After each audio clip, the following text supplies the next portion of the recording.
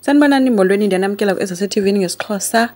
UKwenzo akasabhondi kamnandi ke nodadewabo wewe bathengiselana ke nezimoothie. Kumnandi nje so bemsiza kuba imbona eqhwalela wathi uzompha ismoothie kodwa yamthengisela. Wathi kwa wena sendidinwayo le nto undenza secretary yakho. Ii-girlfriends zakho zifona apha kuma besithi uKwenzo uthetha ngayiphi ke uSibongile. Ethi omnye uSibongile bekufonele kucheck into yoba wena unjani na. Uthi iyanixaka into kaSibongile kutsho uKwenzo because mina ndiyazama ukumfonela. Uthi wenze uyadala uzama umfonela uthi omnye udala ndizama ukumfonela and akafuni noba masidibane. UKwenzo ke uthe uyahamba ke yena namhlanje uya ePenthouse. So wenzeni uthe ufuna ukundishiya nami ndizohamba nabe bezidlalela wethu kumnandi ubebethana ngentonga kwelanto. Sekungangcono uba ngathi wenzeni ngavela ahamba ohlala noKwenzo. I think angafunda xa ephaya because xa lapha kuwabo akakwazi ukufunda because ufuna uSibongile and o-aunt abakwazi ukumnceda. Akukubi ke uPhetheni emntwana nguNomfundo uyambuza uba beke wamcaphukisa na lento uyafuna uhamba ufuna nokwazi uba ke uyenzelani yonke lento. UNomfundo uthe ufuna nje ukuspend ixesha noboyboy wakhe nefamily yakhe yonke lonto. Uthe ke uPhetheni uya-understand kuba kaloku naye ungumama osebenzayo so iyalidinga ixesha nefamily yakho. uPhetheni ke uthi akayiboni nje le ndlu ngaphandle kuNomfundo. Uyabona? So uthe ke kuba sefana ke naye ke nefamily ke ngokuNomfundo kwayena. Xolisile kuNomfundo but ke uthi akana choice. uPhetheni umcele kuba azohlala nonyana yakhe ke noba ziveki ke ezimbini okanye ezintathu a-serve notice. Yo wathi uNomfundo no. But enye into unyana wami kaloku sezoba yi-teenager so ngeke sikwazi ukuba nee-teenagers ezithu endlini. Hayi ke aphele emqaleni ke kuPhetheni ethi akazi uzoyifumana phi enye i-house manager efana naye. Kaloku yena besefana nosisi wakhe akaqonda uba ukhona omnye umuntu ongayivala indawo yakhe.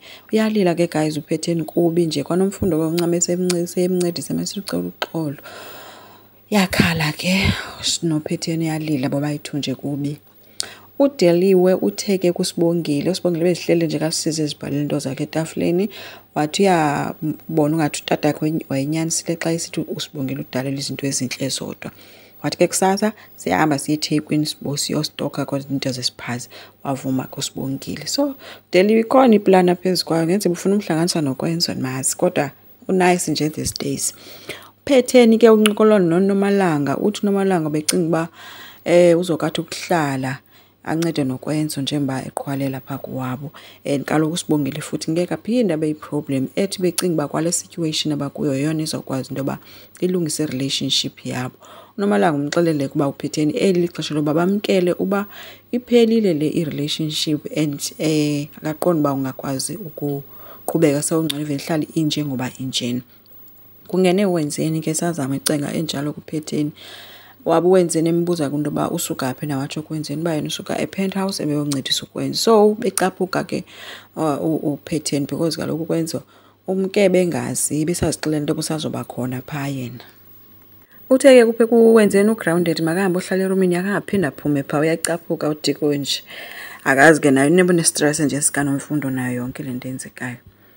Umama uVike bethuna unethemba lowa nguye ozongena endaweni kaNomfundo ude upractice nothetha noPhetheni uba uzocela kanjani.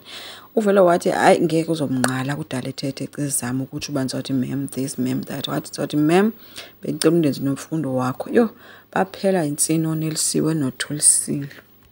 Ugcina ke bencokola noVusi ke mbalisela ngezinto ezenzekayo kwi-newspapers uba yonke into ethethwayo kuthethwa kamnandi ngaye noba uthethe kamnandi ngoNomfundo ohambayo.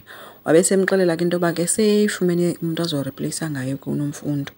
Bese sithi lo mntana uVusi yo ikhawulezile kodwa ke akaqonda uba mamakhe uzoba nengxaki. Makezi. Kuhleliwe ke abetafuleni ifamily unjengaye uyacengwa nguPhetheni ngoba makazama uthetha noNomfundo angahambi. Bathe besathetha ke wafika uNomfundo eqoqa suitcase nebags ezovalelisa. Phofu uVusi umthentsho uyise ufuna ujonga ireaction yakhe. uNomfundo uthe zange ayicinge ke eyoba angababhabhayisa kanjena kodwa ke ucela ubulela uthando nesupport abamphe yona le minyaka. Ubulela nakubasebenzi kothuli ke ngendlela bemhlonipha ngayo yonke nje into. bayahagana ke uThuli uyamhaga yalila abafunahambi bathi makangahambi.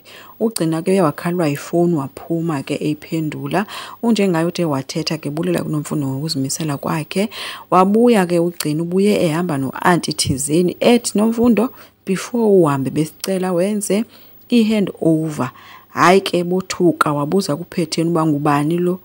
NoNomfundo bajamile ke ngokujongele lo anti ongenayo. Ugcina inene wenze kakhulu ke ngoku because kaloku apha akukho kwakhe kukaPhetheni apha umuntu ongenisa abantu apha oqashayo nguPhetheni yena aqala uhlala kowabo kukwaPhetheni apha.